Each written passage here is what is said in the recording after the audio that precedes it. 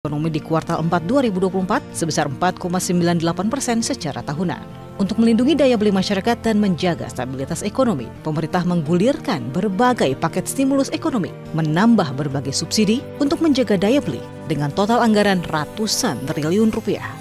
Hasilnya, pertumbuhan ekonomi Indonesia pada kuartal 2 2025 tercatat sebesar 5,12%, melampaui prediksi sejumlah lembaga riset dengan pertumbuhan tingkat konsumsi rumah tangga sebesar 4,97%. Mendorong tingkat konsumsi masyarakat di tengah berbagai tekanan global dan domestik akan mengakselerasi konsumsi masyarakat sebagai penopang cita-cita pertumbuhan ekonomi 8% di tahun 2028-2029.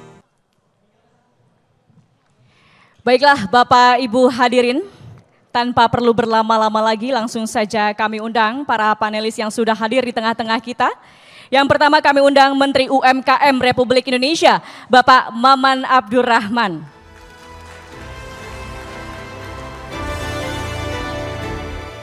Selanjutnya kami undang Menteri Koperasi Republik Indonesia, Bapak Ferry Juliantono. Kami undang Economist of Presidential Communications Officer, Bapak Fitra Faisal Hastiadi. Dan Ekonom Senior Core Indonesia, Bapak M. Faisal. Selanjutnya juga akan bergabung menyusul kemudian Ketua Umum Apindo, Ibu Sinta W. Kamdani. Baik, Ibu selamat datang, Bu Sinta. Dan langsung saja kita undang moderator yang akan memandu jalannya diskusi kita siang hari ini, mendorong konsumsi sebagai penggerak utama pertumbuhan ekonomi Indonesia, Zilvia Iskandar.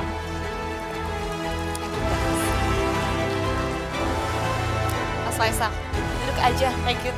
Ibu Sinta, thank you for coming. Pak Ferry, Pak Maman. Assalamualaikum warahmatullahi wabarakatuh. Selamat siang Bapak Ibu sekalian, terima kasih sudah hadir dalam acara kita hari ini. Senang sekali saya Zilvia Iskandar akan langsung memandu jalannya diskusi sesi ketiga kita pada hari ini. Tadi kita sudah mendengar loud and clear dari Pak Rosan bagaimana pertumbuhan ekonomi kita selama ini kontribusinya ada 4. Yang pertama yang paling besar itu adalah domestic consumption atau konsumsi rumah tangga sebesar 54%. Dan itulah yang akan kita bahas, kita kupas secara mendalam. Karena ada 2 kementerian di sini yang pastinya akan menyumbang konsumsi masyarakat secara signifikan. Ada Menteri UMKM di sini, boleh kita berikan tepuk tangan sekali lagi. Kemudian juga ada Menteri Koperasi, kita berikan tepuk tangan. Ada Ketua Umum Apindo, Ibu Sinta, kita berikan tepuk tangan. Kemudian juga Mas Fitra, kita berikan tepuk tangan, dan Mas Faisal. Saya akan langsung mulai dari Menteri UMKM. Pak Maman, apa kabar? Mikrofonnya silakan ya, Bapak Ibu semuanya mikrofonnya sudah ada di sini. Bapak Ibu, kita di sesi siang ini kita cair saja. Silakan kalau Bapak Ibu mau menimpali satu sama lain ya, mau langsung memberikan masukan, mau langsung menimpali, monggo saja. Pak Maman, tadi kita sudah dengar bagaimana konsumsi itu adalah salah satu aspek besar untuk bisa mendorong pertumbuhan ekonomi kita. Dan kita tahu UMKM selama ini memiliki kontribusi yang sangat besar. Tapi pertanyaannya Pak Maman, bagaimana supaya UMKM kita itu bisa naik kelas sehingga konsumsi masyarakat kita juga akhirnya bisa terdongkrak? Makasih Mbak, udah lama nggak ketemu. Iya betul Pak Maman. Sekarang saya sibuk urusannya sama UMKM. mikro.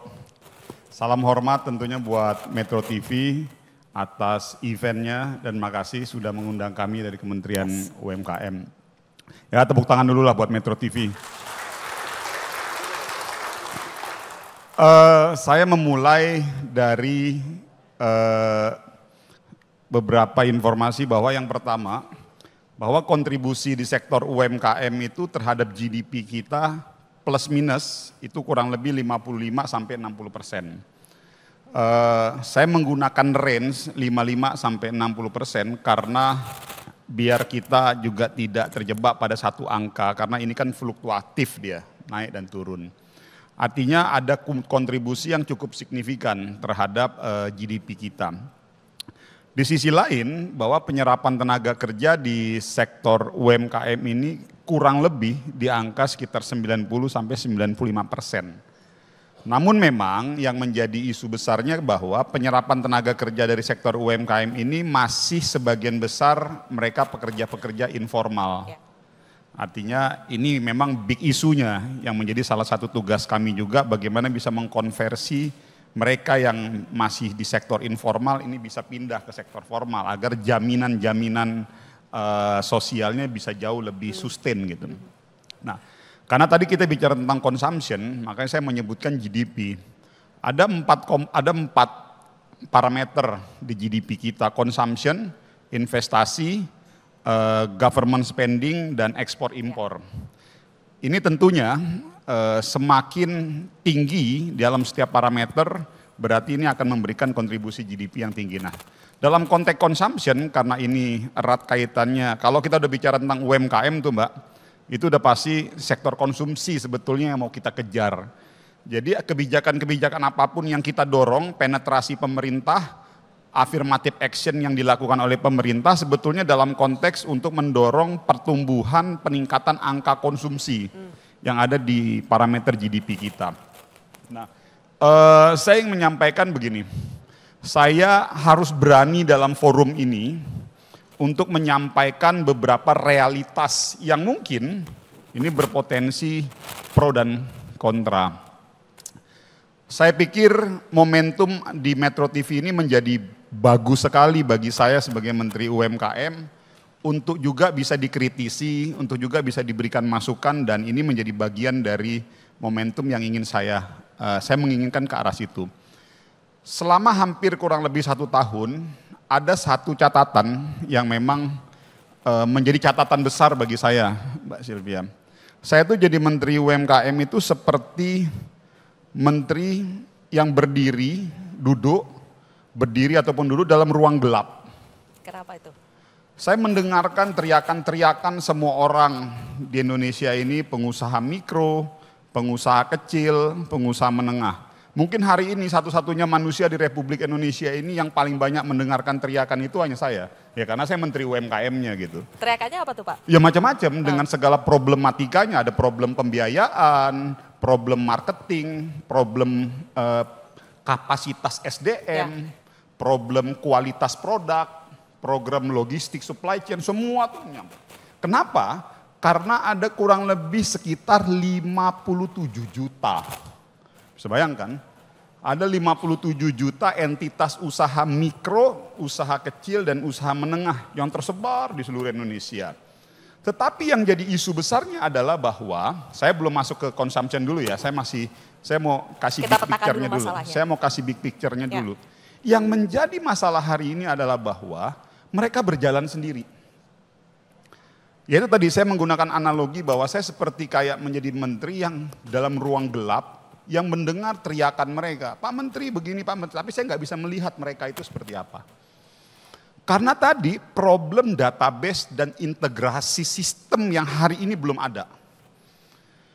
Bayangkan bagaimana satu institusi kementerian plus mungkin kementerian-kementerian lainnya bisa melakukan action plan eksekusi program kalau kita sendiri tidak terkoneksi dengan mereka ini satu sama lainnya. Per hari ini nggak ada. Jadi akhirnya dampaknya pola kebijakan yang dilakukan oleh pemerintah dalam hal ini Kementerian UMKM itu sporadis, tidak terplanning, tidak terintegrasi, dan juga tidak terpola. Jadi akhirnya ya udah di sana teriak, kita ke sini gitu.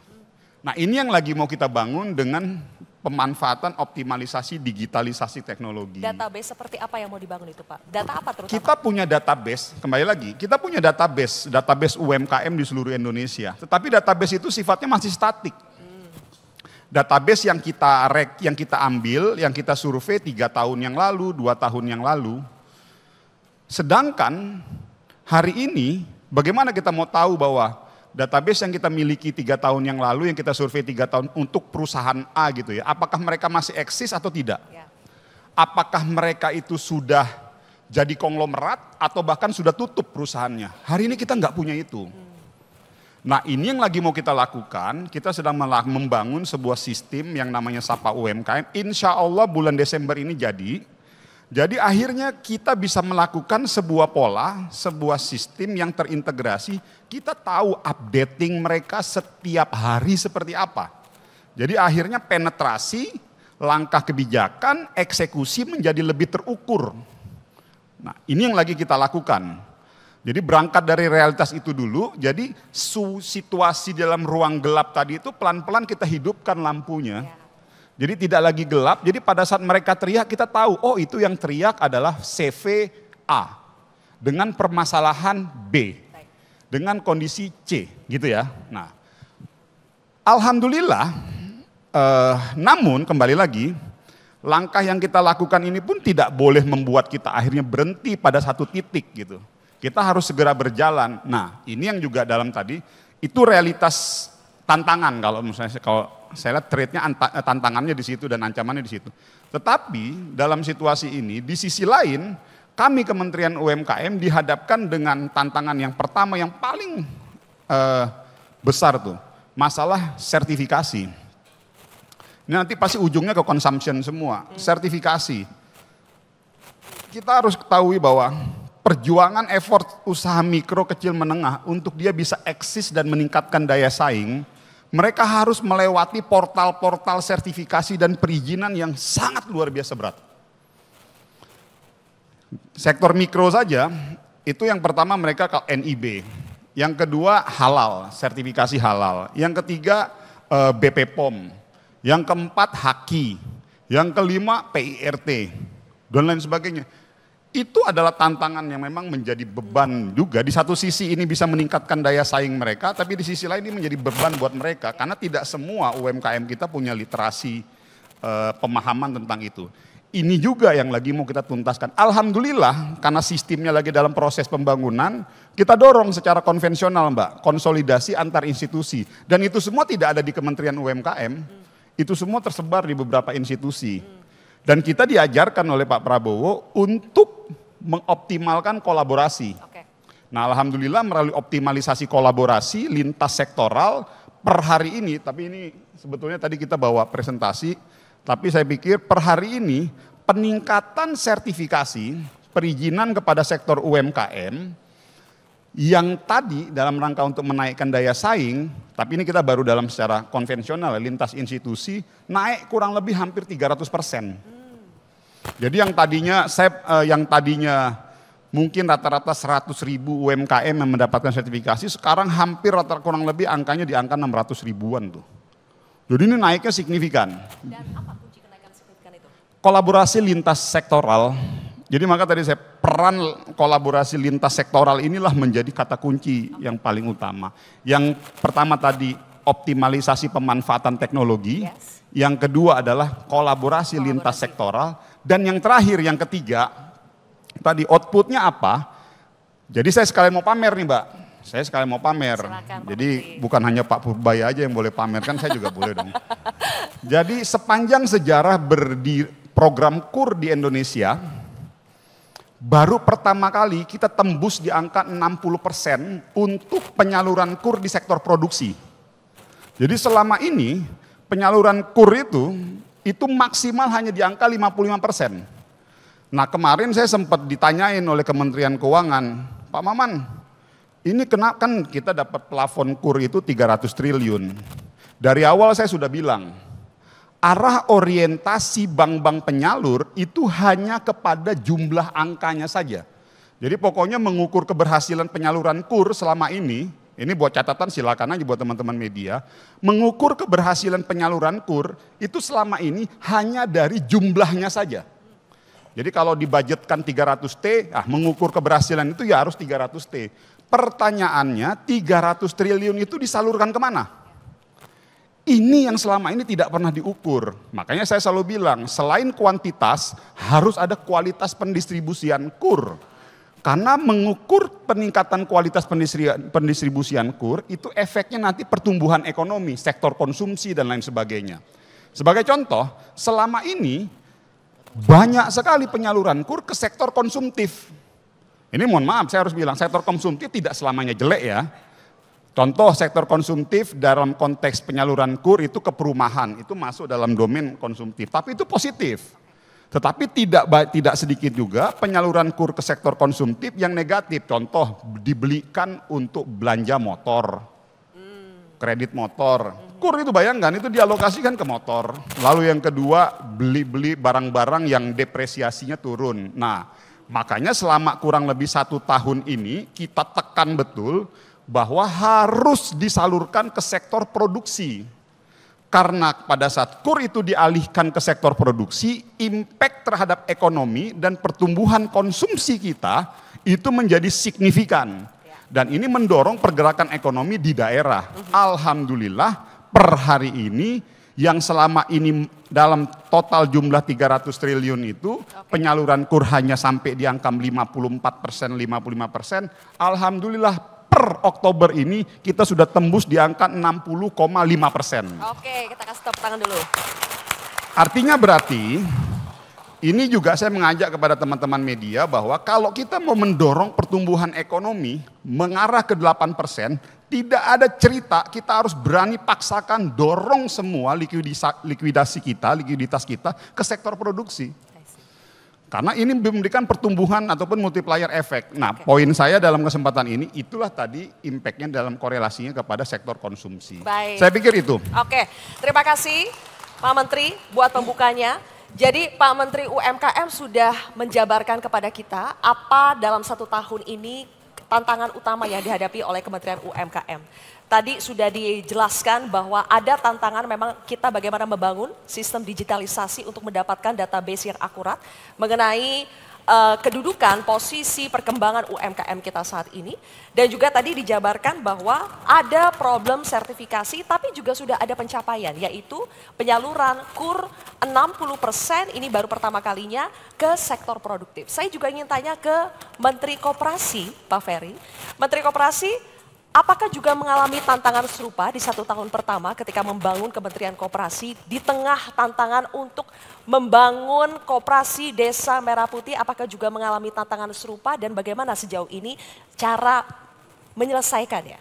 Terima kasih Mbak Saskia, terima kasih Metro TV. Jadi yang kami alami di Kementerian Koperasi ketika pertama kali mendapatkan amanat dari Presiden untuk mengejar badan usaha koperasi terhadap BUMN dan swasta, memang itu sudah dari sejak kita diberi amanah. Nah problemnya adalah memang badan usaha koperasi, meskipun badan usaha koperasi adalah badan usaha yang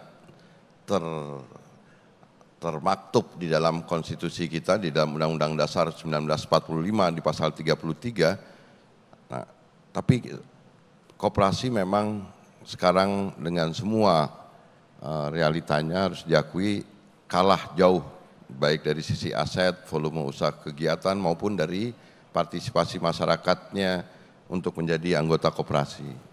Kenapa itu bisa terjadi? Saya harus menyampaikan bahwa ada periode ketika Indonesia negara pemerintah pada saat itu tunduk dengan International Monetary Fund dan kemudian pasar diserahkan kepada mekanisme pasar.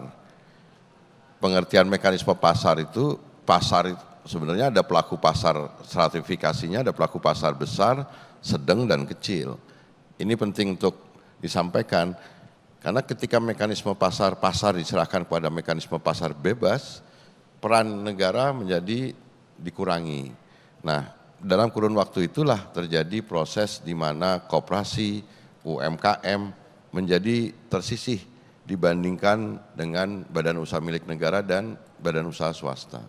Nah sekarang Presiden ingin sebenarnya kalau kita lihat gagasan besarnya adalah ingin mengembalikan lagi kitoh atau jalan ekonomi kita yang semula terlalu liberal, ini dikembalikan lagi menjadi ekonomi yang sesuai dengan konstitusi kita. Negara harus hadir terlibat mengatur pasar. Karena kalau negara tidak hadir dan terlibat mengatur pasar, ya pasti yang kecil itu akan kalah dengan yang besar. Nah sekarang kami di Kementerian Koperasi juga dengan Kementerian UMKM sekarang yang harus kejar, gercep, ya kita digitalisasinya kita kejar, kemudian tata kelolanya kita kejar, dan lain sebagainya kita kejar. Tetapi untungnya Presiden juga dalam ingin semangatnya untuk mengembalikan ke ekonomi konstitusi, beliau menekankan bahwa koperasi merupakan salah satu atau sebenarnya adalah sokoguru perekonomian. Sokoguru itu tiang utama, soko tiang, guru itu utama. Jadi sebenarnya mainstreamnya ekonomi kita itu sebenarnya didrive dari badan usaha koperasi. Seharusnya sepertinya gitu. Tapi kan sekarang dengan segala hormat BUMN dan korporasi yang sebenarnya menjadi mainstream dari praktek dan jalannya ekonomi kita. Nah, tiba-tiba di bulan Maret Presiden punya ide besar tentang membangun koperasi desa Kelurahan Merah Putih. Nah, di situ kami diminta dibentuk, dikeluarkan Inpres nomor 9 tahun 2025, Inpresnya tentang percepatan pembentukan koperasi desa Kelurahan Merah Putih, melibatkan untuk pertama kalinya 18 kementerian lembaga plus dengan daerah dan lain sebagainya. Keluar Perpres nomor 9 tahun 2025, dibentuk di pusat, daerah, provinsi, tingkat kabupaten, kota, dan seterusnya. Dan dalam waktu sampai dengan bulan Juli, Presiden kemudian melaunching 80.000 koperasi desa Kelurahan Merah Putih. Pembentukan legalitasnya. Kelembagaannya ya? Karena ini penting, sebab sudah sangat terlalu lama masyarakat terutama di desa, boleh kami menyampaikan, menjadi objek dari sistem ekonomi atau hanya sekedar penerima manfaat. Presiden ingin menjadikan masyarakat di desa itu menjadi pelaku, menjadi subjek, dan dia diberikan badan usaha namanya koperasi. Nah, pembentukan 80.000 koperasi desa artinya kami jungkir balik siang malam itu membentuk 80.000 badan usaha di 80.000 desa dan kelurahan. Dan sudah berhasil, jadi ini juga prestasi yang kami sudah bisa capai. Dulu, yang anehnya tadi saya nyambung dengan apa yang disampaikan oleh Pak Maman, di dalam proses pembentukan koperasi desa Kelurahan Merah Putih itu secara legalitas kami menemukan banyak hal yang sangat fundamental. Pertama, kami masih mendapati masih banyak sekali desa yang belum punya listrik. Ada belasan ribu desa yang tidak terkoneksi dengan internet. Dan tadi saya setuju, desa-desa kita tidak terdukung oleh data desa yang sebenarnya bisa menyajikan profil yang lebih spesifik tentang apa yang bukan hanya potensi desa, tapi kebutuhan desa dan juga aset-aset yang ada di desa itu. Padahal kami sebenarnya butuh tentang basis data dari data yang ada. Kalau kami merujuk ke BPS, kami belum mendapatkan basis data yang bisa menunjang kegiatan dari koperasi desa dan kelurahan, padahal itu penting. Ya.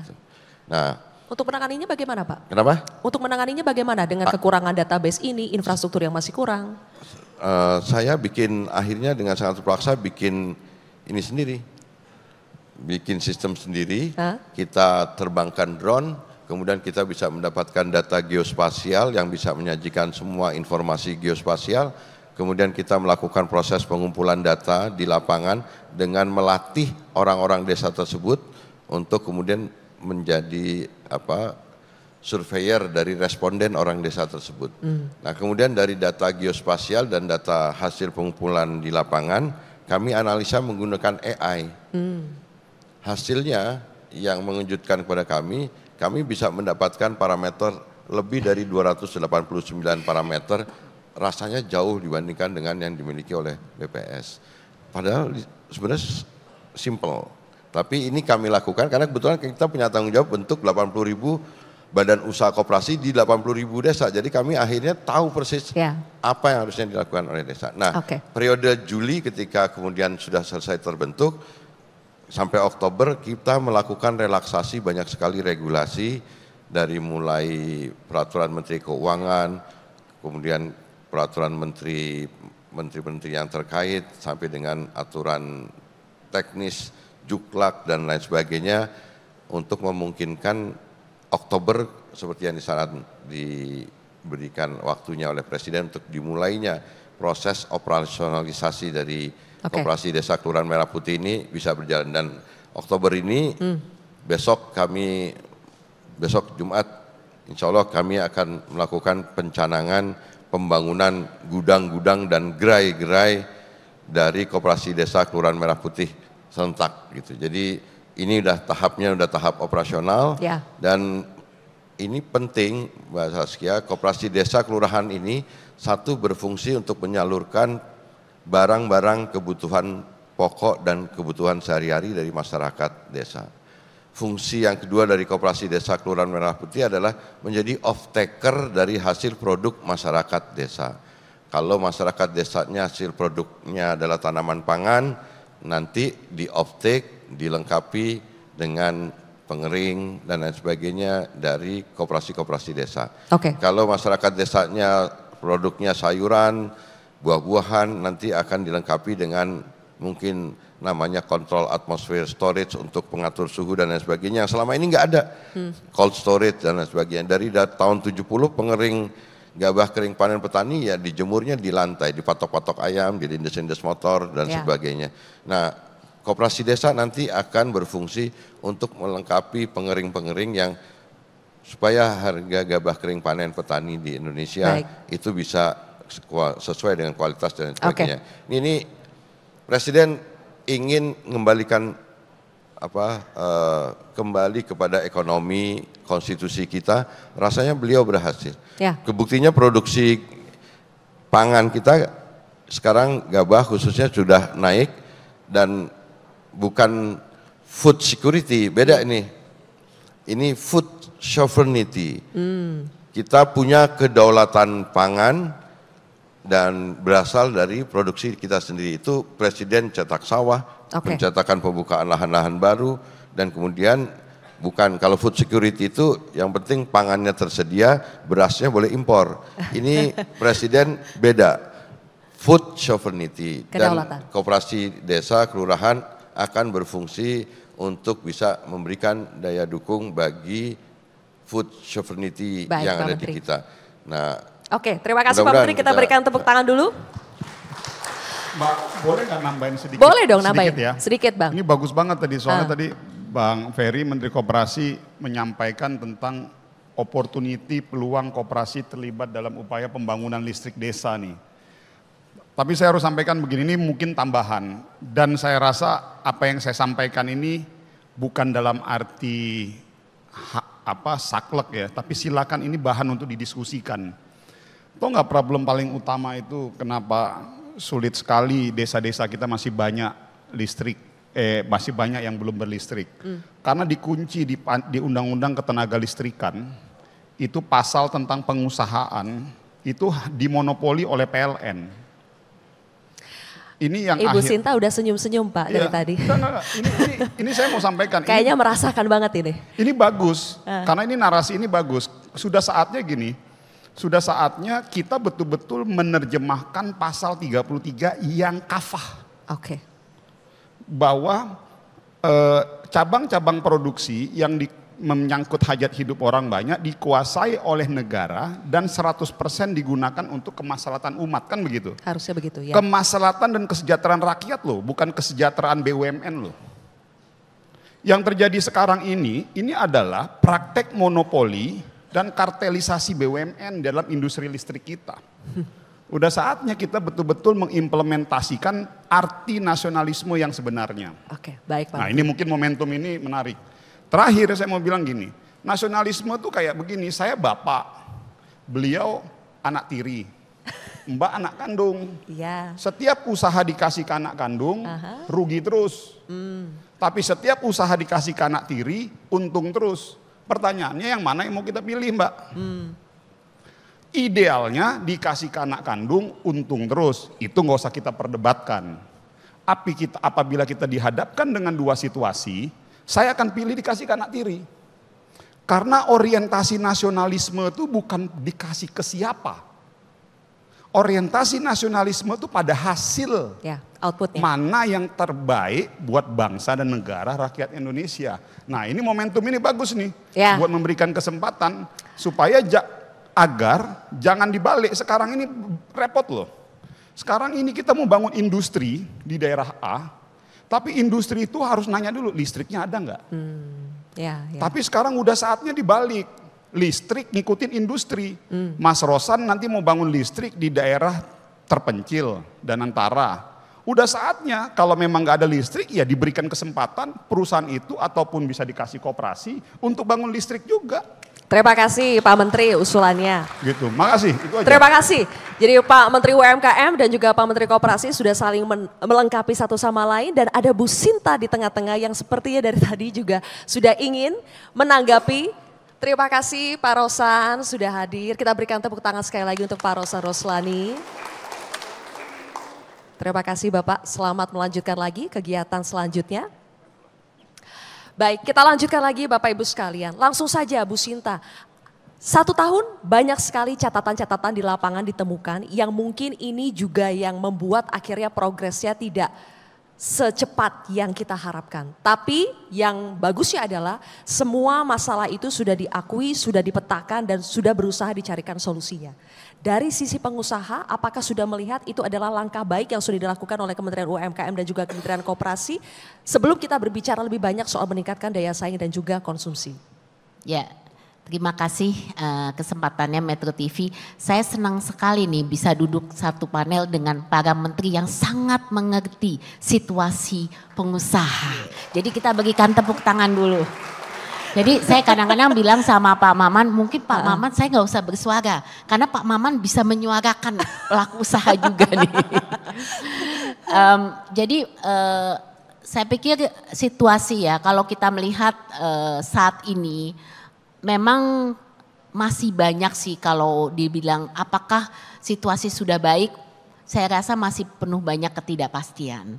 Tapi kalau dikatakan apakah pemerintah sudah dalam arah yang benar, saya pikir sudah navigasinya sudah tepat. On the track. Cuman memang ini situasi yang tidak mudah. Karena tidak hanya masalah domestik juga masalah luar, global. Masalah geopolitik, masalah eksternal. Jadi ini adalah kombinasi hal yang tidak mudah. Nah, saya selalu mengatakan dari pelaku tentunya banyak sekali analisa nanti dari agak ekonom juga bisa memberikan data-data yang lebih konkret. Kami sederhana saja. Jadi kalau dari pelaku itu kita melihat suara pelaku di lapangan. Jadi kami panggil sektor-sektor secara berkala, ini menjadi bagian dari tugas Apindo juga adalah apa sebenarnya yang terjadi di masing-masing sektor. Jadi kalau kita melihat situasinya memang pada saat ini kalau kita lihat di kuartal pertama pertumbuhan ekonominya tuh kan sudah cukup baik ya 5,12. Malahan kita nggak bilang cukup baik, sangat baik ya 5,12%. Tapi dan PMI manufacture juga sudah mulai kita lihat terjadi peningkatan ya. Jadi sekarang sudah di atas 50. Kemudian kita juga melihat pertumbuhan investasinya juga baik, surplus perdagangan juga ada. Namun mungkin kita mesti memperhatikan satu dari segi IKK. Ya IKK kita ada sedikit penurunan sih. Kedua, kalau kita melihat dari beberapa sektor, memang sektor yang salah satu yang paling masih kena hit selama ini adalah sektor yang namanya sektor padat karya. Ya. Dan sektor padat karya kita juga mesti spesifik nih, yaitu tekstil garment misalnya. Ini yang tekstil ini satu sektor yang benar-benar terkena dampak. Jadi kalau saya tanya bagaimana nih keadaannya saat ini, mereka masih melihat ada penurunan sampai 20% sektor tekstil. Kita kemudian tanya lagi sektor furniture bagaimana? Furniture juga masih ada penurunan 10 sampai 20%. Kemudian sektor otomotif bagaimana? Otomotif masih ada penurunan sekitar 9%. Kemudian properti bagaimana? Nah, properti juga demand-nya juga masih agak lemah ya. Jadi masih di bawah. Mereka bilang sampai 40% bawahnya. Jadi kalau kita melihat di sini ini ternyata di lapangan ini sektor-sektor ini masih tertekan. Jadi situasinya walaupun sudah banyak perbaikan-perbaikan, tapi ini masih ada nih tekanan ini. Nah, oleh karenanya saya rasa yang pertama penting sekali bahwa pemerintah bisa melihat dengan situasi seperti ini bagaimana sih caranya kita bisa mendorong. Ya, ini kita kalau dorong kita dua hal ya. Satu dari supply, satu dari demand. Sekarang kita ngomong demand dulu. Ya, kita dorong dari segi demand itu bagaimana? Tadi meningkatkan daya beli, ya kan dari demand side. Kemana target sasarannya? Ini yang menarik karena dari kalau kita lihat sasaran insentif, ternyata sekarang yang terjadi pelemahan itu kan di kelas menengah kita ini. Kelas menengah kita ini terjadi penurunan. Berarti target insentif yang mesti diberikan ini mesti ke kelas ini juga nih. Ya kan, untuk mereka bisa konsumsi, karena domestic consumption kita kan masih paling tinggi, jadi kita harus naiknya di sini. Nah, disitulah pemerintah kemudian melihat target-target insentif apa yang bisa dimasukkan ke sini. Kemudian keluarlah paket kebijakan, yang disampaikan perintah, baik itu fiskal, baik itu non fiskal, ini juga banyak untuk membantu untuk boosting juga di sini, di segi daya beli. Sama juga dari segi supply-nya. Nah, terus terang saya ini bicara dulu secara menyeluruh ya, selaku pelaku. Kalau saya suruh ngomong sama Maman soal UMKM itu ceritanya panjang sekali. Tapi kalau dari segi keseluruhan, dari segi supply, ini ada beberapa hal yang mungkin masih menjadi perhatian pemerintah. Pertama, kita bicara soal deregulasi. Deregulasi ini sudah terjadi. Jadi pemerintah mendengar masukan pelaku nih, apa nih yang mesti perbaikan polisinya, ya kan? Ini sudah mulai ada ya, baik itu dari segi perdagangan, kita kan udah mulai deregulasi dari import. Kemudian kita melihat juga dari investasi kita ada perbaikan dari segi perizinan dan lain-lain. Mulai ada tapi OPP. signifikan tidak dampaknya, Bu? Kenapa? Signifikan tidak dampak dari deregulasi. Nah, ini dulu. Kadang-kadang kita melihat itu bisa langsung berbalik tangan. Tidak bisa. Tidak bisa Tidak bisa langsung. Jadi misalnya sekarang kalau kita lihat regulasi daripada import pasti ada perbaikan, ya kan? Tapi banjirnya import ini itu tidak bisa begitu saja kemudian hilang karena ada deregulasi ini gitu loh. Ini banyak sekali faktornya. Nah, belum lagi saya selalu ngejotin ke Pak Rosan dan teman-teman ini soal high cost ekonominya. Nah, high cost ekonomi itu bukan hanya pelaku usaha besar, yang UMKM ini kena high cost ekonomi juga nih Pak Maman. Apa itu high cost ekonomi? Nah, misalnya logistik. UMKM juga kena biaya logistik tinggi gitu. Kemudian suku bunga pinjaman. Suku bunga pinjaman kita itu masih tinggi kalau dibanding dengan negara tetangga. Ini harus jadi faktor karena Indonesia ini kan mau berkompetisi. Dia tidak berdiri sendiri. Nah, ini perhitungan-perhitungan yang mesti diperhatikan. Kemudian kita juga melihat gas, harga gas. Aduh, kita udah harga gas sudah kita ini kan juga karena UMKM kita juga kena nih harga gas nih. Jadi ini juga kita sudah minta perhatian pemerintah. Jadi beberapa faktor yang hubungannya dengan kos-kos ini. Selain itu kita juga selalu mendorong dari tempatnya Pak Rosan adalah ada yang saya namakan unquantifiable. Apa itu unquantifiable? Itu seperti yang hubungannya dengan perizinan. Itu kosnya mungkin nggak bisa dihitung, tapi lamanya ngurusnya ini semua kos, apalagi UMKM. UMKM ngurusin yang tadi kata Pak Maman soal untuk sertifikat ini, sertifikat itu. Ini kan semua butuh tidak hanya biaya tapi juga waktu gitu. Jadi kadang-kadang ini nggak bisa dikuantifikasi tapi menjadi ekonomi biaya tinggi gitu. Jadi kos-kos yang juga harus jadi perhatian kita. Jadi birokrasi dan lain-lain ini adalah sesuatu yang menjadi PR pemerintah. Kalau ditanya udah ada perbaikan belum? Ya pastinya sudah ada perbaikan. Tapi ini tidak bisa sebegitu cepatnya gitu. Dan yang sekarang kami monitor adalah tadi, kita selalu mengatakan kalau pemerintah mengeluarkan regulasi mesti ada dua hal. Satu adalah harus ada impact assessment terhadap regulasi tersebut. Kedua ada public private consultation. Janganlah Pak Maman keluarkan policy, Pak Julian itu keluarkan policy, tapi nggak konsultasi dulu nih sama pelakunya gitu. Nah, dua hal ini yang kami monitor terus di semua kementerian, karena ini sangat penting. Kalau enggak nanti masalah keluar policy nggak bisa dilakukan konsisten. Sejauh ini bagaimana Kementerian UMKM, Kementerian Koperasi dengan kalau pengusaha? ini dua-duanya nih angkanya angka tinggi. Apa tuh Jadi angka tinggi? Bagus berarti maksudnya ya? bagus konsultasinya, Sure ya? ya kan? Jadi makanya saya katakan saya beruntung satu panelnya sama menteri-menteri yang sangat Kita mengerti nih pelaku harus usaha. koordinasi Mbak sama beliau, kalau enggak soalnya emak-emak juga ini selain Mbak Sinta ini agak berat juga kita kalau Jadi enggak. sebelum bikin kebijakan konsultasi lapor dulu sama Bu Sinta ya. Bagus kan, karena Bawel. Ibu Sinta pasti mengerti sekali problem di lapangan yang realnya itu seperti apa, ya kan? Oke, terima kasih Bu Sinta, kita kasih tepuk tangan dulu. Sekarang kita juga ingin mendengarkan analisa juga dari Mas Fitra.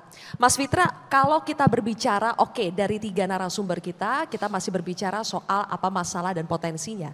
Tapi kita ingin mengetahui tren untuk 1 tahun ke depan nanti, bagaimana dengan berangkat dari kondisi kita saat ini, apakah kita bisa optimistis untuk melihat daya saing UMKM kita, kemudian pertumbuhan konsumsi kita bisa meningkat di tahun berikutnya? Ya, terima kasih Mbak Zilvia. Jadi Tuhan kan sesuai dengan prasangka hambanya. Apabila kita berpikir positif, maka Tuhan pun akan mengabulkan doa-doa kita. Amin. Nah jadinya, tapi sebelum saya menjawab itu, saya ingin berangkat dari satu hal yang lebih filosofis dulu. Yang biasa dimention oleh Pak Presiden, bahkan dibawa ke forum UN General Assembly kemarin ya. Ada famous quotation dari famous philosopher, Thucydides. The strong can do what they want. The weak must suffer what they must. Nah, ini adalah doktrin usang, di mana kita melihat bahwa yang kecil itu diinjak-injak yang besar. Maka pemerintahan dalam hal ini, Presiden juga melihat bagaimana yang kecil itu berada di sentra kuasa, bukan berada di lingkar luar. Dia menjadi penggerak ekonomi utama. Makanya kita beruntung sekali berada di panel ini. Ada Pak Maman, ada Pak Juli yang kita bicara mengenai koperasi, bicara UMKM. Dan itu adalah sentra-sentra ekonomi yang harusnya menjadi sokoguru kita. Nah, kemudian bagaimana membuat yang kecil itu tidak terinjak-injak? Kita bicara konsumsi. Nah, kalau kita bicara konsumsi, tadi sudah disampaikan berapa kontribusinya dan seterusnya. Tetapi kita harus tahu bahwa konsumsi itu adalah derivat. Jean Baptiste Say pernah bilang bahwa supply creates its own demand. Nah, demand itu asalnya dari mana? Dari supply side. Kalau kita lihat dari persamaan konsumsi, consumption is sama dengan autonomous consumption ditambah BY, a fraction of income. Oleh karenanya konsumsi berasal dari pendapatan. Pendapatan itu asalnya dari mana? Dari industri, dari aktivitas ekonomi. Makanya di Asta Cita nomor 5 kita punya industrialisasi. Nah, industrialisasi itu bukan hanya industrialisasi yang berasal dari sektor korporat. Tetapi industrialisasi yang juga ditopang oleh usaha kecil menengah koperasi. Ya. Dan disitulah kemudian rakyatnya bisa berdaya. Nah, saya ingat di tahun 2002 ada satu report yang disebut sebagai Urata Report. Ya. Nah, Profesor Sujiro Urata yang mana pembimbing doktor saya di Jepang itu pernah datang ke Indonesia membantu di zamannya Gus Dur dan kemudian berlanjut di era Bu Mega. Itu ahli perdagangan internasional tetapi membantu UMKM. Urata Report. Artinya apa? Kalau kita bicara mengenai Japanese model, itu bagaimana sektor UMKM-nya merupakan penggerak dari regional dan Japanese Production Network. Bagaimana industri-industrinya itu ditopang oleh sektor UMKM. Dan oleh karenanya kita bisa melihat bagaimana Jepang bisa sustainable. Ya. Ketimpangannya tidak jauh antara yang kaya dengan yang miskin. Karena memang UMKM-nya terlibat di situ. Nah, kalau kita bicara itu kita butuh berapa duit sih untuk sampai 8% tadi Pak Rosan sudah menyampaikan bahwa kita butuh 13.000 triliun. Nah, sebelum saya bergabung di kantor komunikasi kepresidenan dan kemudian menjadi badan komunikasi pemerintah, saya dulu menjadi expert yang di-hire oleh satu lembaga internasional untuk membantu pekerjaannya Bappenas. Salah satunya adalah menghitung target investasi itu. Jadi initial conditionnya kita butuh 10.000 triliun yang terbagi menjadi 6 core infrastructures. Transportation, energy, housing, water sanitation, water resources, and ICT. Nah, salah satu yang paling unik di antara semua itu adalah, ini butuh 10.000 triliun untuk dibagi menjadi 6 sektor ini, tapi salah satu yang memiliki pengganda yang paling besar dan unik kenapa? Karena dia fleksibel dan dia inklusif adalah sektor ICT. Bagaimana di zaman pandemi kita melihat UMKM itu terangkat dan itu merupakan objek penelitian saya juga bersama Area di mana kita waktu itu menulis Acceleration of Digital Transformation in ASEAN. Salah satunya adalah juga bagaimana sektor ICT itu bisa menopang pertumbuhan di sektor UMKM dan itu pelajarannya dari post-COVID. Nah, jadi kalau kita melihat DEFA, ASEAN DEFA, Digital Economic Framework Agreement tahun 2030, by 2030 potensinya 2 triliun US dollar, Indonesia bisa menyumbang 368 billion US dollar, itu jadi sangat signifikan sekali. Maka bagaimana kita bisa menopang sektor UMKM yang mana pada akhirnya bisa menjadi penopang pertumbuhan ekonomi adalah melalui jalur itu.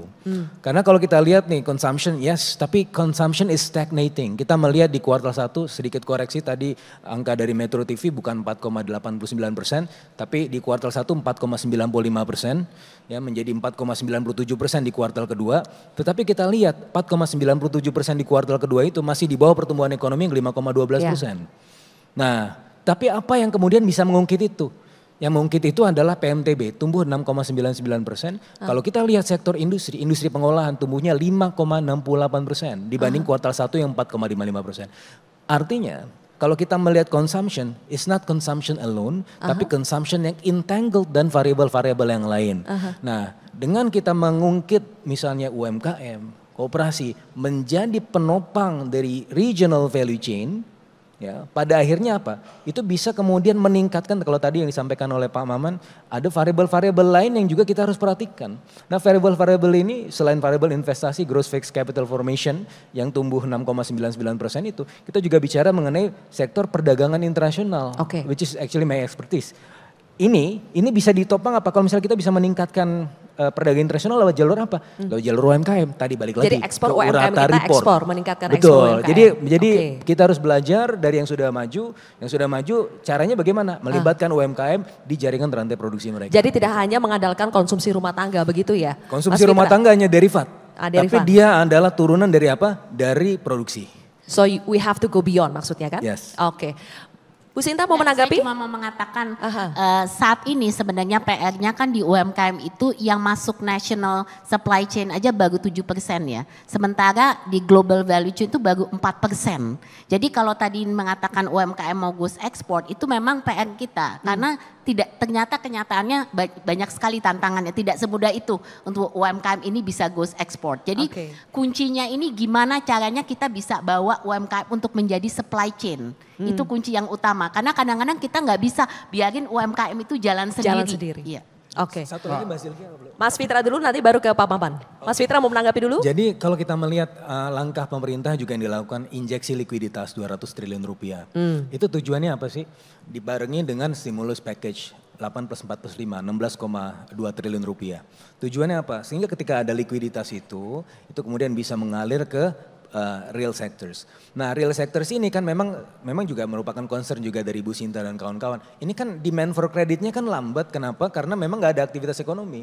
Nah, maka yang dilakukan oleh pemerintah adalah menstimulasi yang real sector ini dengan memberikan paket stimulus itu supaya ini bisa meningkat. Sementara di sisi yang lain likuiditas itu diinjeksi supaya kemudian cost of financing dan cost of credit bisa meningkat sehingga ini bisa matching. Harapannya apa? Again, real sector yang kemudian bisa bergerak. Dan menurut hitung-hitungan ad hoc saya, ini bukan hitung-hitungan pemerintah, hitung-hitungan ad hoc saya, shock itu ketika diberikan di bulan September kemarin, itu akan ada dampak ekonomi antara 0,3 sampai 0,4% tambahannya. Artinya di kuartal keempat kita bisa melihat misalnya tadi Pak Purbaya udah beberapa kali menyampaikan bahwa di kuartal keempat kita bisa tumbuh 5,6%. Ya setidak-tidaknya kita bisa tumbuh 5,4% karena baseline 5% tambah 0,4%, artinya itu merupakan sumber pertumbuhan kita juga. Oke, baik Mas Fitra, Pak Maman, nanti baru ke Bu Sinta lagi ya. Saya hanya mau menguatkan sebetulnya, artinya menebalkan. Yang disampaikan Bu Sinta? Menebalkan tentang global value chain. Oke. Kita wajib mendorong produk-produk UMKM kita ekspor, itu wajib. Tapi memang ada yang jauh lebih wajib dan ada yang jauh lebih memiliki impact besar, yaitu menyambungkan antara, yaitu namanya global value chain ini. Ini yang saya bilang UMKM kita sementara ini, tapi belum, sudah ada, tadi kan disebut sama Mbak Sinta 4%. Ini yang harus ditumbuhkan nih. Contoh ya, apa itu dimaksud dengan global value chain? Sementara ini coba deh, ini sederhana loh, ini sederhana aja antara sektor UMKM dengan industri globalnya. Indomie itu sekarang sudah menjadi produk internasional tuh. Semua negara di dunia ini pakai Indomie. Tapi pertanyaannya, Indomie itu diproduksi dengan tepung beras atau tepung gandum? Gandum kan? Nah pertanyaannya, tepung gandum Indonesia produksi gandum enggak? Nah ini loh maksudnya contoh-contoh sederhana yang tadi saya bilang bahwa dalam konteks perencanaan bisnis di usaha besar, itu perlu juga melihat pertimbangan, kalau bahasa sederhana kita, kearifan lokal, potensi kedaerahan kita di Indonesia ini. Artinya apa? Yang dimaksud dengan global value chain itu tadi itu. Kalau kita mau mulai main di sektor global seperti Indomie, bahan baku Indomie itu kan tepung gandum. Ya harapan kita sebetulnya ke depan karena Indonesia tidak punya tepung gandum, ya seharusnya membuat dengan tepung beras. Ini juga contoh-contoh kasus yang lain. Tapi saya tidak bilang bahwa Indomie itu salah, tapi ini contoh. Iya. Maksud saya contoh. Jadi ini yang perlu juga kita mempertimbangkan. Itu yang tadi dibilang oleh Mbak Sinta, sekarang ini angkanya masih 4%. Oke, Gitulah. baik. Nambahin lagi, Silakan Pak Ferry. lebih ekstrim lagi. Di dalam pertumbuhan ekonomi 5% something itu ternyata hanya menguntungkan segelintir orang dan angka-angkanya bisa dikoreksi kalau saya salah, menurunkan kelas menengah dan seterusnya ke bawah. Jadi memang tadi nyambung bahwa banyak sekali kaitan antara kebijakan-kebijakan yang terlalu memprioritaskan dan memberi privilege kepada sektor kelompok, tapi kemudian mengorbankan banyak hal. Tadi kita import banyak banget itu tepung yang sebenarnya nggak ada berbasis kita gitu.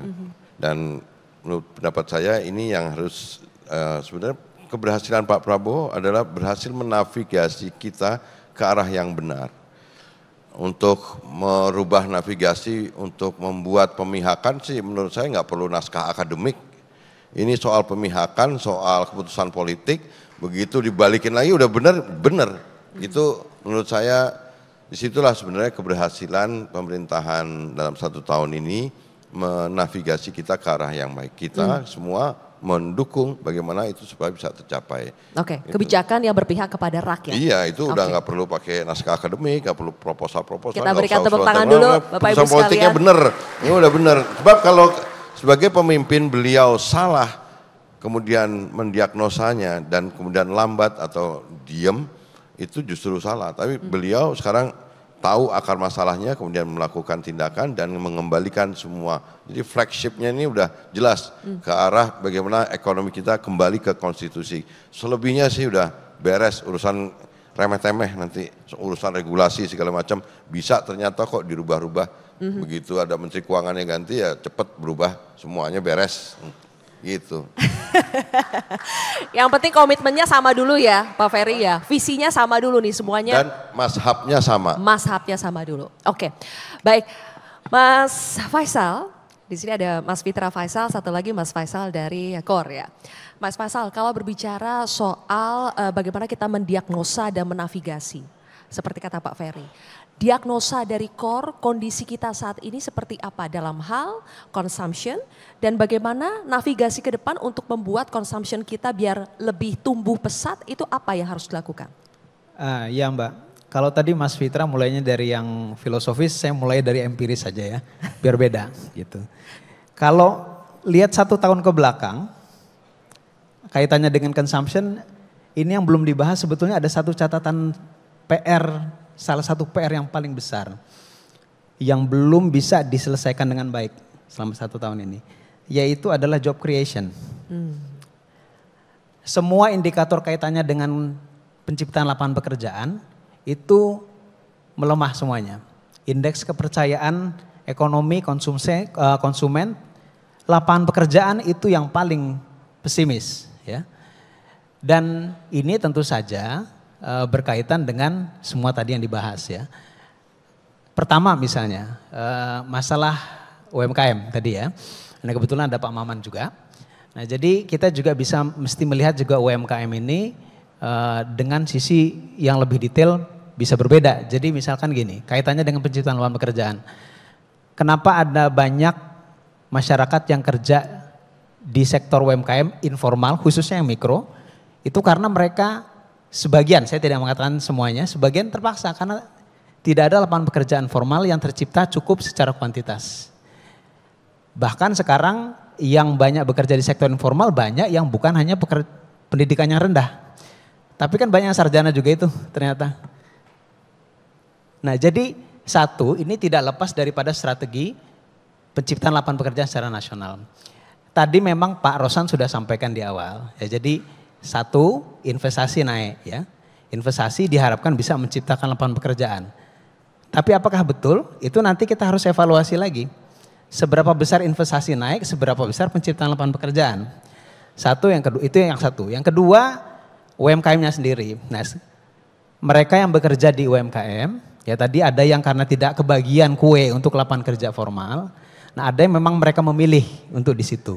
Nah, yang mereka yang memang memilih untuk di situ berarti itu yang tadi pekerjaannya Pak Maman. Tapi saya rasa juga bukan cuma pekerjaan Kementerian UMKM, tapi ini adalah lintas kementerian. Ya untuk memastikan bahwa mereka betul-betul diadres permasalahannya. Nah, sejak COVID sampai sekarang permasalahan UMKM yang paling besar itu kan sebetulnya selain pembiayaan itu adalah market, pasar. Nah jadi bagaimana memastikan market untuk UMKM itu? Ini kaitannya dengan konsumsi. Nah kalau saya ingin membedah konsumsinya itu bahwa kalau kita tadi mau berbicara konsumsi rumah tangga sebagai pendorong pertumbuhan ekonomi yang paling besar kuenya. Nah 81% lebih dari konsumsi rumah tangga itu disumbangkan oleh kelas menengah 38%-nya. Lalu calon kelas menengah 43%. Jadi sebetulnya calon kelas menengah lebih besar. Kalau diartikan tuh apa? Calon kelas menengah itu dalam kategori BPS itu yang dia spendingnya per bulan per orang dari 860.000 sampai 2 juta per bulan per orang. Itu calon kelas menengah. Itu banyak sekali kontribusinya sampai 43% terhadap total konsumsi kita. Nah itu kaitannya nanti dengan pasar UMKM ya. Yang kedua tadi kelas menengah yang dia spendingnya dari 2 juta sampai hampir 10 juta. Itu kontribusinya nomor 2 38%. Kalau digabungkan berarti artinya konsumsi kita itu bergantung pada masyarakat yang spending per bulan per kapitanya itu adalah dari 860.000 sampai 10 juta. 81%. Kalau dia turun maka akan kena sektor produksi ya. Nah jadi kalau kita melihat intervensi intervensi pemerintah, saya sejujurnya apresiasi terhadap stimulus yang terakhir. Yang mana itu? Yang ketiga, yang 845. Menurut saya itu jauh lebih bagus dibandingkan stimulus 1, stimulus 2 ya. Karena cakupan lebih luas, periodenya lebih panjang, bukan cuman ala kadarnya 2-3 bulan, tapi ada yang sampai akhir 2026. Lalu juga cakupannya lebih panjang tadi, lebih luas ya. Jadi ada magang, ada padat karya tunai, ada permajaan, ada nelayan, banyak lah PPH. Jadi saya pikir ini lebih nendang ya, cakupan lebih panjang, nilainya juga lebih baik. Jadi saya harapkan ini lebih bagus dampaknya karena mulai di triwulan keempat kan, nanti kita lihat ini gitu. Tapi jangan buru-buru puas dulu gitu, karena ini baru baru kita lihat dulu nih. Masalahnya seringkali dieksekusi. Eksekusinya udah benar apa enggak gitu. Terus terang kalau berbicara hitung-hitungan, dari yang target beneficiaries ya, yang diperoleh dari stimulus 845 itu aja saya pikir sudah agak-agak terlalu ambisius ya, dari hitung-hitungan saya. Ini misalnya target bahwa ini permajaan komoditas A misalnya akan menciptakan lapangan pekerjaan sampai 800 sekian ribu orang. Wah, itu agak ketinggian menurut saya. Ketinggiannya tuh agak hampir 10 kali lipat gitu ya. Jadi bukan cuma lebih tinggi sedikit. Nah, itu jadi hati-hati juga dengan memasang target ya. Karena kalau yang terlalu ambisius karena populisme, nanti realitanya enggak sebegitu gitu. Jadi lebih mindsetnya tuh apa yang konkret dirasakan oleh masyarakat yang sebenarnya. Gitu. Nah, kaitannya dengan itu satu lagi, nah kebetulan juga ada Pak Maman. Jadi Pak Maman kemarin saya baru pulang dari Morowali, ketemu sama Pemda yang katanya minggu lalu baru ketemu Pak Maman gitu. Yang ini cerita di Morowali, kaitannya dengan konsumsi, kaitannya dengan UMKM. Jadi tadi kan saya sebut bahwa masalahnya adalah di market UMKM itu ya. Jadi boro-boro ke ekspor. Ini sekarang kita bicara market di domestik aja, yang lokal aja, yang di Morowali saja yang kaitannya dengan hilirisasi. Nah, jadi kita tahu, beberapa hal penting yang saya temukan di sana adalah satu ya, perlu hati-hati dalam catatan hilirisasi ke depan ya, karena ini hilirisasi tambang itu prioritas pemerintah. Tapi pertanian, perikanan juga prioritas pemerintah. Hilirisasi tambang pada kenyataannya di Morowali itu menurunkan produktivitas pertanian dan perikanan. Satu ya. Dari 7.000 hektar sawah yang ada di Morowali sekarang tinggal 4.000. Saya lihat juga perairan yang ada di sana yang sebetulnya sangat cantik itu daerah itu ya. Nah, tapi sudah jadi sepi sekarang, tidak ada lagi kapal-kapal yang berlayar. Katanya karena sudah bau ikannya sudah tidak ada sejauh gitu. Jadi artinya produktivitas turun, kontradiksi antar prioritas pemerintah. Satu, tapi saya lanjutkan tadi bahwa Pemda mengatakan bahwa sebetulnya pemerintah itu sudah kasih beberapa intervensi untuk pengembangan UMKM. Bappenas sudah bantu ya untuk mereka mendapatkan DAK ya. DAK untuk pengembangan usaha beberapa produk termasuk pertanian, termasuk juga catering, yang diharapkan nanti bisa off takernya adalah nggak usah jauh-jauh. Ini aja, smelter ya, itu kan banyak sekali kebutuhannya. Katanya di awal oke. Jadi itu sebabnya alasan kenapa Bappenas turunkan itu, bantu mereka. Tapi pada kenyataan setelah pertemuan pertama, 6 bulan tidak ada yang bisa itu masuk itu. Pak Maman tolong itu nih mungkin bukan Pak Maman tapi juga mungkin Satgas Hilirisasi ya. Nah, jadi itu tidak masuk itu. Produk UMKM yang sudah dana keluar pemerintah untuk bantu tidak dibeli. Nah, kita berbicara jauh-jauh masalah pasar, yang pasar lokal itu saja kita tidak bisa bereskan. Itu PR besar menurut saya. Dan kalau yang kecil ini sebuah gambaran yang tidak kita bisa bereskan dengan baik, bagaimana kita mau menyelesaikan masalah lebih besar. Baik, begitu dulu Mbak. Mas Faisal, terima kasih. Pak Maman mau langsung menanggapi? Ini bagus banget nih Mas bahas Morowali. Memang kebetulan dalam sebulan terakhir kita lagi intensifkan komunikasi dengan salah satu grup kawasan industri smelter di sana. Ini sebetulnya di kita tuh, ini di Kedeputian Usaha Menengah, ada program yang saya namakan UMKM Holding. Ya sebetulnya UMKM clustering sebetulnya, tapi saya kasih nama holding buat seru-seruan aja. Ya saya juga nggak mau kalah juga dengan BUMN lah gitu. Memang BUMN doang yang bisa diholdingisasi gitu loh. UMKM juga bisa holding gitulah kurang lebih. Nah, program ini apa? Kita memanfaatkan usaha-usaha besar itu untuk menjadi holding ataupun clustering untuk jadi off-taker. Nah, alhamdulillah di sana tuh ada 2 tuh yang bisa kita dorong. Kemarin pertama dari sisi catering. Jadi kan banyak pengusaha-pengusaha catering lokal yang sebetulnya menurut kita punya potensi untuk dia menyuplai kebutuhan para engineer ataupun pekerja-pekerja di IMIP itu yang udah kita ini kan IMIP, dan mereka setuju sudah. Cuman memang mungkin tahapannya dimulai, jumlah volume pekerjaannya dimulai dari kecil dulu, jadi tidak langsung semua gitu. Itu satu. Lalu yang kedua, beberapa produk-produk kayak sepatu, kan di sana butuh sepatu safety shoes tuh, dan lain sebagainya. Dan produk-produk yang lainnya, dan ini udah 1 bulan ini, dan sudah ketemu pada satu titik kesepakatan dari kedeputian kita, tinggal nanti ditindaklanjuti dengan pihak mereka. Nah ini tadi salah satunya dalam rangka untuk memberikan kesempatan sebesar-besarnya kepada usaha-usaha mikro dan kecil di masing-masing daerah. Memang yang lagi mau kita fokuskan itu ke sana itu memang di catering dan peralatan-peralatan penunjang produksi dan operasi yang ada di sana. Ini bagus banget nih Mas sudah tanyakan itu, berarti udah nyambung lah, udah bau-baunya udah muncul. Nah kalau ini berhasil, ini mau kita glorifikasi. Karena kalau sudah diglorifikasi, biar ini menjadi dorongan agar bisa ditiru, direplikasi di beberapa daerah-daerah industri.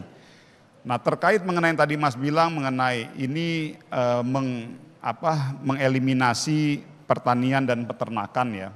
Saya pikir dalam konteks operasinya ruangnya bukan di tempat kami, tapi nggak apa-apa. Ini bisa menjadi salah satu informasi buat kami. Tapi kalau melihatnya begini, saya melihatnya dengan adanya yang di Papua ini pembukaan lahan pertanian food estate, memang sekarang itu Mas kalau menurut saya sudah harus ada pemfokusan di tiap-tiap daerah. Artinya kalau misalnya tadi yang isu mengenai pertanian dan peternakan bahwa ada penurunan, yang terpenting itu jangan sampai terjadi penurunan jumlah lahan gitu ya. Tapi kalau kita mau mendevelop, memang saya melihatnya harus disesuaikan dengan kondisi masing-masing di daerah. Tapi nanti ini coba nanti saya informasikan ke Menteri Pertanian juga nanti situasi ini nanti saya. Tapi poinnya saya mau bilang bahwa makasih sudah diingatkan dan saya juga sekaligus saya sudah sampaikan kemungkinan kita mau coba kalau ini udah berhasil yang di Morowali kita mau glorifikasi itu. Mudah-mudahan nanti Metro TV yang menjadi salah satu ininya nanti yang ikut Ajak membantu. Dong kita, Pak, ya. Mitra untuk memediasi. Terima kasih Pak Maman. Pak Boleh Pak Faisal sedikit. Aja. Jadi saya setuju bahwa setiap daerah perlu ada spesifikasi sesuai dengan karakteristiknya. Nah tapi ada satu pertanyaan dari Morowali, kalau itu nanti memang mau ditransformasikan dari pertanian ke perikanan ke industri terkait dengan smelter, kita tahu smelter ini ada karena ada nikel yang sebetulnya akan habis 15-20 tahun. Pertanyaan masyarakat setempat, kalau sudah tidak ada tambang lagi, mereka mau apa? Karena yang ada tambang sekarang sudah merusak pertanian dan juga perikanan, penghidupan mereka. Oke. Nah, exit strateginya bagaimana? Gitu. Oke, ini sepertinya bisa menjadi bahasan sendiri lagi nih. Boleh, Mas Faisal ya. Pak Ferry boleh dijawab sedikit soal itu. Ini juga bagian dari bagaimana pengelolaan tambang, mineral itu punya manfaat besar terhadap masyarakat sekeliling. Dari awal di Morowali terjadi perdebatan panjang soal kemanfaatannya. Oleh karena itu sebenarnya sekarang ada peraturan pemerintah keluar nih. Hasil turunan dari Undang-Undang Mineral Batubara, sekarang koperasi boleh mengelola tambang dan mineral. Ini yang terbaru pertama nih. kali dalam sejarahnya bersama UMKM. Jadi kenapa harus koperasi dan UMKM? Karena sudah pasti nanti kalau anggota koperasinya yang masyarakat di situ yang punya izin, mereka boleh bekerja sama dengan pihak ketiga untuk kemudian nanti mereka akan punya tanggung jawab sosial yang jauh lebih banyak, punya kepedulian sosial ekonomi dan terhadap semua hal yang berdampak terhadap masyarakat. Gimana kita mau meyakinkan orang yang di Morowali itu mau punya tanggung jawab terhadap lingkungan hidup, sosial ekonomi, apalagi ya terhadap UMKM yang di sana. Itu karena didatengin Pak Menteri UMKM aja baru mereka takut. Tapi kalau nggak didatengin pasti nggak punya tanggung jawab itu. Dan sekarang koperasi UMKM boleh ngelola tambang mineral sampai seluas 2.500 hektar. Kalau perlu koperasi dan UMKM Indonesia lah nanti yang akan bisa mengelola tambang dan mineral di negara kita sendiri gitu. Nah Pak Ferry jelaskan kepada kami semua ya, kenapa bedanya apa ketika itu dikelola sama koperasi? Kalau dampak ke masyarakat secara realnya bagaimana? Itu anggotanya adalah masyarakat di sumber tambang dan mineralnya. Kalau yang dicontohin tadi kasus di Morowali, bukan orang situ, kemudian setelah hasil produksinya, pemanfaatannya pun juga bagi hasil terhadap daerah, CSR-nya, segala macamnya bisa kita lihat, kita perbandingkan. Jadi maksud Pak Ferry ketika itu dikelola oleh koperasi, akan menguntungkan masyarakat lokal. Di sumber-sumber minyak kita, di sumber-sumber mineral kita, di sumber-sumber semua itu, disitulah terdapat kantong-kantong kemiskinan.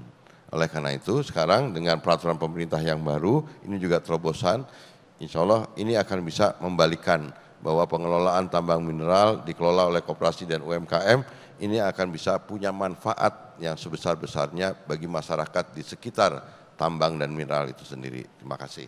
Oke, baik. Boleh kita kasih tepuk tangan dulu.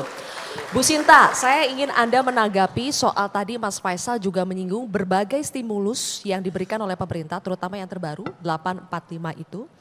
Kuncinya adalah dua, satu apakah targetnya realistis, yang kedua apakah eksekusinya itu benar. Nah, apakah itu persoalan yang sering ditemui di lapangan Bu oleh pengusaha? Yang itu mungkin kalau jawaban singkat kalau soal eksekusi itu udah sering sekali kami suarakan ya, karena kenyataannya selalu sesuatu yang baik yang dikeluarkan inisiatif baik itu bukan berarti eksekusinya semudah itu. Jadi memang selama ini selalu permasalahannya ada di eksekusi. Tapi saya mau mundur sedikit ke belakang, soalnya Pak Mas Faisal tadi ngomongin soal lapangan pekerjaan. Job creation. Karena job creation itu memang sekarang kuncinya yang saya pikir pemerintah juga fokuskan di sini ya, dan saya mau masuk ke penyerapan tenaga kerjanya. Jadi kita mesti sadari memang sekarang penyerapan tenaga kerja itu dari investasi yang masuk sudah berkurang. Jadi kalau kita lihat investasi yang masuk di 10 tahun terakhir itu sudah shifting dari yang namanya padat karya ke padat modal. Sementara yang menciptakan lapangan kerja lebih banyak itu kan padat karya. Nah, di dalam 1 triliun investasi semula itu 4.000-an penyerapannya, sekarang sudah 1.200-an. Berarti ini sudah penurunan, on top of it kita masuk ke era otomatisasi dan digitalisasi. Jenis pekerjaan yang juga berubah. Nah, kenapa saya pikir ini penting kita ketahui? Karena dari industri ternyata tidak bisa menciptakan sufficient tenaga kerja yang dibutuhkan. Jadi dengan kata lain, yang keluaran daripada yang tenaga kerja pekerjaan baru yang mesti diciptakan setiap tahun ini juga jauh lebih besar dan jenisnya akan berbeda juga gitu. Nah, ini yang mungkin kita mesti perhatikan karena penyerapan ini menjadi satu kunci. Kenapa kemudian kita alihkan kepada yang namanya informal sektor tadi. Jadi karena tidak cukup penciptaan di formal sektor, dia masuk juga ke informal sektor. Tapi pertanyaannya, apakah kemudian semua menjadi UMKM? Kan tidak mungkin juga. Oleh karenanya di sini kita yang selalu kita gonjolkan sekarang mengenai upskilling, reskilling, jenis skill yang dibutuhkan. Ini semua kan kita genjotkan, literasi digital dan lain-lain. Ini semua tetap harus jalan gitu. Dan real sektornya tetap harus diberikan tadi insentif dan stimulusnya untuk bisa jalan. Tapi untuk UMKM kita juga harus bergerak cepat. Jadi ini dua jalur yang sama-sama kita mesti lakukan. Di UMKM-nya kemudian kita harus menyiapkan UMKM ini. Jadi kita kalau dulu saya bilang sama Pak Maman, Apindo tuh punya program sekarang yang namanya pemagangan itu bukan cuma pemagangan untuk industri, tapi pemagangan untuk UMKM. Karena yang namanya pelajar itu dia juga mesti tahu untuk jadi UMKM itu seperti apa. Ya, jadi ini yang saya rasa sangat penting bahwa kita menciptakan UMKM itu dari dini. Ya. Kalau perlu kurikulum pendidikan itu harus kemudian dijalurkan juga ke arah UMKM ini gitu sehingga mereka siap. Memang saya percaya bahwa pasar itu juga penting, pembiayaan penting, tapi kapasitas dan daripada manusianya ini juga penting. Nah, ini yang harus diciptakan. Jadi saya mau sharing sedikit karena ini sangat penting dari dua program yang kita sudah jalan. Pertama yang UMKM Merdeka karena kita dengan universitas, kemudian dengan mereka mendapat kredit dari universitas, juga dengan UMKM yang kita bina, juga dengan perusahaan besar yang jadi mentor. Ini satu pentahelix program. Dan buktinya ternyata performan kinerja dari UMKM-nya yang dimagangkan itu juga lebih baik dengan bantuan daripada mahasiswa yang magang di tempat mereka. Karena latar belakang mereka pemasaran, ada IT dan lain-lain, e-commerce, ini bantu mereka. Kemudian kita juga punya yang namanya inclusive closed loop yang tadi dinamakan untuk masuk supply chain. Inclusive closed loop itu antara perusahaan besar dan UMKM. Ini juga menjadi satu jaluran yang sangat penting untuk inclusive closed loop. Nah, ini semua harus model yang terintegrasi yang bersama-sama. Kebanyakan sekarang pelaku juga punya banyak program tapi silo, jalan sendiri-sendiri. Mungkin kementerian juga demikian, banyak sekali kementerian punya program sendiri-sendiri. Bagaimana caranya ini semua bisa diintegrasikan menjadi satu model kerja bersama yang bisa menciptakan sesuatu yang lebih lompat lah supaya kita bisa lebih cepat. Terima kasih Ibu Sinta, kita berikan tepuk tangan. Nah, Bapak Ibu sekalian, kita sudah memasuki sesi-sesi akhir. Oleh karena itu saya ingin memberikan kesempatan kepada masing-masing narasumber saya di sini untuk menyampaikan closing statement. Jadi kunci supaya kita bisa meningkatkan konsumsi untuk bisa mendorong pertumbuhan ekonomi mencapai 8% itu apa? Saya mulai dari Mas Faisal, kemudian Mas Fitra, dan selanjutnya terakhir Pak Maman. Silakan Mas Faisal dulu. 1 menit ya Pak. Saya rasa dari sisi konsep, dari sisi program sudah ada banyak perbaikan. Satu kunci yang harus dijalankan untuk meningkatkan impact tadi adalah fokus pada outcome-nya.